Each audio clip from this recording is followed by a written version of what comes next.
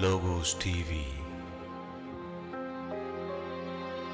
أن نحضر كل إنسان كاملا في المسيح يسوع.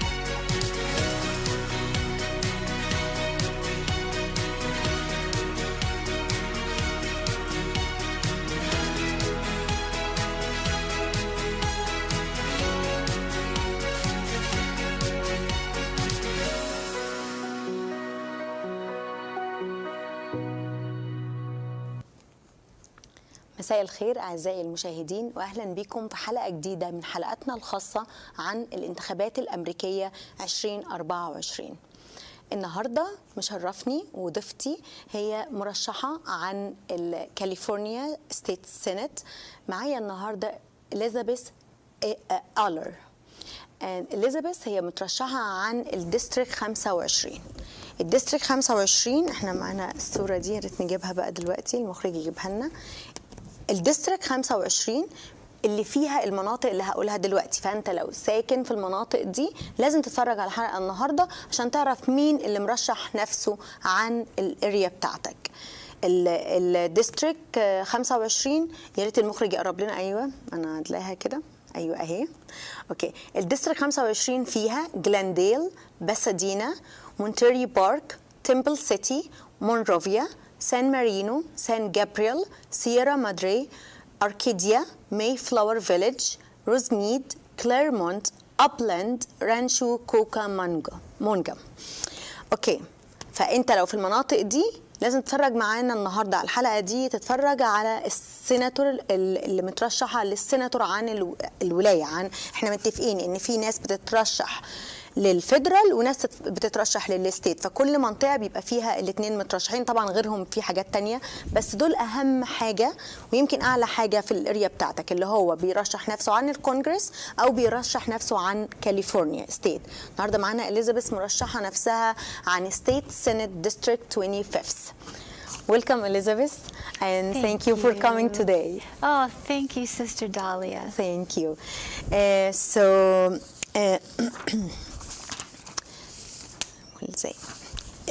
We'll speak a little bit about you, and then you will introduce yourself. But okay. Elizabeth is a mother of 6, councilwoman, businesswoman with a love for public service and a vision for the future that include restoring personal freedoms, safer communities, less government intervention, and restored parental rights. And Elizabeth, you have had a significant impact on your community, from being a councilwoman to volunteering in Asia, India, and Bolivia. Yes. Where you worked with children, women, and many others. Can you start by telling us a bit about your journey in public service and what inspired you for running for the state senate? Well, Dahlia, I have 6 children, as you said. They are from ages 30 years old, the youngest is 18, and I have 3 grandchildren. And I have been a Californian for 5 generations, born in California. And so this really is my home. My ancestors came from China, and it was a difficult time in 1800s, early 1900s for Chinese immigrants to come, but the United States and California has become our home, and every generation has had more opportunity and blessing, and so to the point where I can run for state senate and serve the state of California. So with my children, I taught them at home. I have a master's degree from UCLA in teaching English, and I felt that as a Christian mother, I wanted to train my children to love the Lord, serve the Lord, and stand in godly principles no matter how the culture changed. So in 2018, when I was praying for my children, and I knew my son in particular would be going into some kind of a government role. The Lord spoke to my heart and said, you need to do it first. You need to break the ground, make the way for their generation. And that was in 2018, before all of the turmoil happened in 2020. And so much has happened in just the last 4 years that I realized it was the Lord speaking to me, and I need to do this now. I had thought, okay, I finished raising my children, and then maybe I'll have 20 years to serve in the community and get my name to be known and meet a lot of people, have a lot of experience. But the way our world has been going, if we wait 20 years, it will spiral down. And so I said, all right, Lord, this is the time. This is our time. And it ended up being a really very strategic year to run for office, because this is this District 25 this year is an open seat. The incumbent is termed out, and in the primary there were 5 candidates, but we made number 1. Yes. So there's congratulations. Yes, thank you. Yes. So this is our time, and that's some of the background to me running for this office. And you won. And I won, yes. Number 1 in the primary. Yeah, and The other 4, they were Democrats? Yes, there was 4 Democrats, and I was the only one running as Republican. And within 30 minutes of the polls closing on March 5th, we were 10 points ahead. So only the top 2 in the primary can have their name on the ballot in November. So not only did we know we'll be in the final general election, but we had enough of a lead so that I didn't have to worry about the numbers changing That's and good. and not qualifying. So How did you feel that time when you won the primary? yeah, we were having a party at my friend's house, and I was giving a speech. Everybody was eating, and then I noticed nobody's listening to me because the numbers were going on the TV screen behind me. So I turned around and I'm like, okay, what do these numbers mean? And so it was a great celebration, and really knowing that, all right, the Lord's been leading us. And so there are times when we as mothers, as Christian women, we step out to do something that others don't expect us to do, including ourselves. But as we follow the leading of the Lord, He gives us great encouragement and says, keep going. Yes. What about your kids? What is that? Your kids, how did they feel like when you won the prize? Oh, they were, of course, they were rejoicing. They were excited. But interestingly, you know, when they're young and they're following mother, it just kind of seems like more of course, this is the way things go. So I think for me, it was more of a surprise than for them. They just kind of knew, okay, we're working hard, and of course we're going to win. Congratulations. And so it's a good experience for them because it will build their confidence for the future. Wish you best of luck in the next one. Okay, Elizabeth, one issue that's very important to many of our viewers is parental rights. Yes. Can you share your views on parental rights and what changes or protections you believe are important at the state and federal level? Yes. Well, as Christians, we know that the family and the parents are the authorities that God created for children. And so when the government undermines the decision-making authority of parents, it's destructive for the family and destructive for the rest of society. And so when it comes to medical decisions, especially of children in public schools, children cannot make those decisions on their own. 12 years old? They ask for 12 years old to take this decision? Yeah, 12 years old.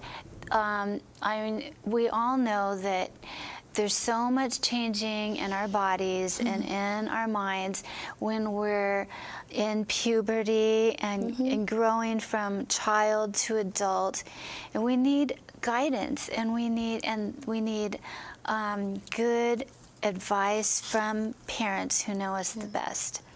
Yes, and they are trying to take this right out of parents. Yes, and actually not only keeping the confusion of a child a secret in the schools, and not letting parents know there's a concern, but also changing school records, and the parents do not have access to those records, or then if the child's changing their name, and the children can be taken directly from the public school into another residence to live without parental notification. Yes. So this is like legalized kidnapping. Yes, that's true. That's true. Thank you. So how do you plan to ensure that parents have more transparency and control over the children's school curriculums?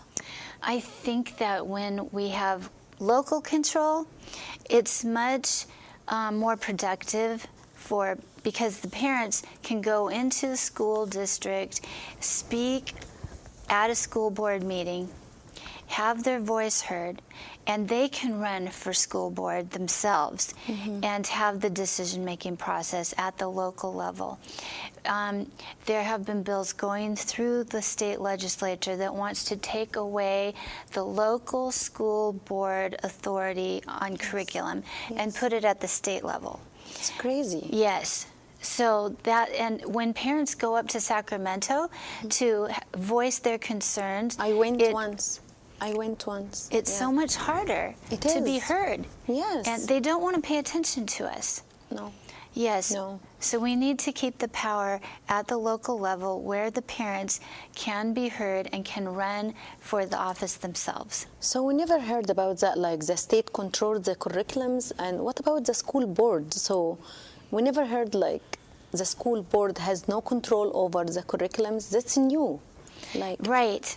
There is a trend in all of government policy to take away local control where parents, families, business owners have the say in how they operate their business or their family.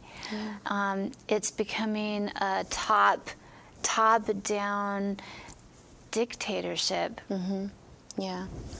So hopefully you have a plan to protect our kids if you get elected. Yes, definitely. Yes. So a lot of these laws taking away parental authority need to be reversed, and parents need to be protected so that they're not punished for just having concern as a parent. There was a father in Monrovia who had his son taken from him. He wasn't able to see his son from age 3 for 4 years to age 7 because he said that the son does not want to wear a dress. And because because the And son who said, asked him to wear a dress? yeah, The the school? mother. The The mother Oh. told the boy, you have to wear a dress. And the boy told the father, Dad, mother's making me wear a dress. And the mother was able to win in the courts, Yeah. and the father could not see the boy for 4 years. And but there was a ruling. 3 years old Yes, boy? yes. And so after 4 years, the father did win, and he has custody of the boy now. But that's a lot of a child's life to be confused and in turmoil. Yeah. Are you willing to say another one? You said there is another thing. There is another story you want to tell us? Well, yeah, there was another father who had a similar experience with his son being taken, because the mother said, if you want to go to Disneyland, you have to wear a dress and you have to wear girl shoes. And so the boy was upset and told his father, and the father had to go to court for years to have going custody of the son. So it's these are strange things. Yeah. But it's very. I think there's some kind of protection that parents need in the law, that if they do not want to affirm the confusion of their child, that those parents are protected. Yeah. It's too early to tell a boy or a girl like about all of this things, and they are early 3 years old, 4 years old. It's a confusion. Yes, Yeah. it's not teaching children reality and truth. Yes. It's lying to them. Yeah. That's sad. Okay, so we all know Pasadena and Glendale is the home of many business owners.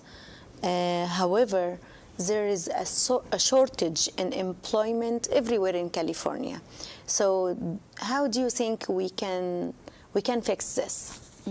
The employment, like there is a lot of people, they can't find job. 70% of the jobs in the United States are produced by privately owned businesses. And I know that within Glendale, Pasadena, there are many family-based businesses. And when there's burdens put on the businesses through government regulations, tax burdens, and recently increasing the minimum wage to so high, $20 or more, the business will either have to let workers go, or shut down, or shrink the hours. So it's actually producing less employment. And so minimum wage can be a problem. Yeah. So many businesses have left California. I mean, even Tesla has gone to Texas. This is a huge loss. Yes. For California, of course, and the employment. Yes, and the AB 5, which required businesses to hire the independent contractors as employees, puts a burden on the employer. Payroll taxes also, and the liability, and a lot of, Yes, and then the independent contractor has a problem because that's their own business, and if they're not allowed to work as an independent contractor, then they're out of work. Yes. So many of these recent laws have just made business much more difficult for small family-based businesses. Correct. And so who is the beneficiary now? So there is no benefit to the business owner or even to the employee. So who's the benefit? Where is the benefit from these laws? Yeah, it seems like there is no benefit. And if there is a benefit, it would be to large corporations, where everybody would just have to conform to a big company, you know, but I think that the creativity and the innovation in our businesses really come from independent business owners. Yeah, right. Or now you have to stay home and apply for unemployment, cash aid, and all of this benefit for free. So I will stay at home and get all the benefits. So I don't have to work if it's that hard. And where does that come from? Our taxes. Taxes. And if all these families are leaving California, businesses are leaving California, then the tax revenue is going down. Yes, that's true. That's and true. so we become more in debt. Yes. From $100 billion surplus a few years ago to 40, 50, 60 billion dollars in debt. Yeah, now, right? Yes. Yes, because everyone leaving California now. Right. Yeah, and we have a very high tax rate in California. But the problem, I'm a tax professional, by the way, so I can tell, like, we have a very big gap in wages, very low wages, and they are taking all the benefit, or like, I will call them middle class, but they pay a lot of taxes. Yes. They are not that rich to pay that taxes, No. but they pay a lot of taxes too. Yes. Yeah. Yes. So The few pay the most taxes. exactly. Yes, that's and true. then if they decide, you know, I can't continue this way, and they leave California, then where is all of the free money going to come from? Yes. Free. It's not Yes, free. it's not free. It's not free, but yeah, they will not find the free money.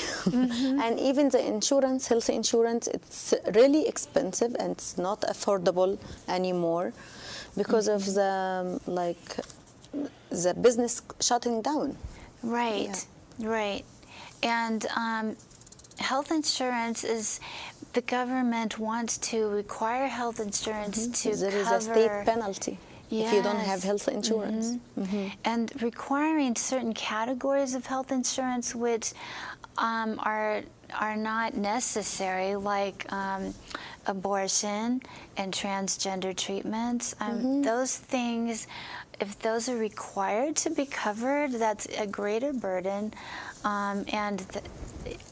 If the employer does not agree with providing those services, in the health insurance, I feel that that's unjust on the employers again. Right. So yeah, it's again, it's really sad in California right now, but we have a hope. Yes, we do. We have a hope. Because I think there's a lot of people here that see that this doesn't make sense, Yes. right? Yes. This is not beneficial to our families, to our businesses, and in the long run, the next generation is going to really be at a loss. Yes. Instead of each generation becoming more prosperous, it's going to be a struggle for the next generation. That's true. And they will carry the debt of our generation if we have been without the wisdom to plan for a better future for them. Yes. So now, what is your long-term vision for your district and also for the state of California? For District 25, we have many different ethnicities of people, many different kinds of businesses. Mostly, District 25 is a great place to live. I think that many of the cities are incorporated cities outside of the large Los Angeles incorporated city. And so people love to live in the San Gabriel Valley and along the foothills, and we want to keep it a great place to live and have our families live. We see that in the city of Los Angeles, there's so much homeless problems, there's so much crime problems. I feel that it's not as bad in District 25 as in Los Angeles City proper. And so we need to recognize what are the policies that have been followed that have resulted in more crime and more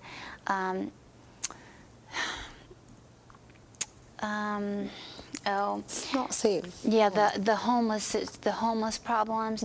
So I think so. My vision for District 25 and all of California is that the affordability situation gets under control.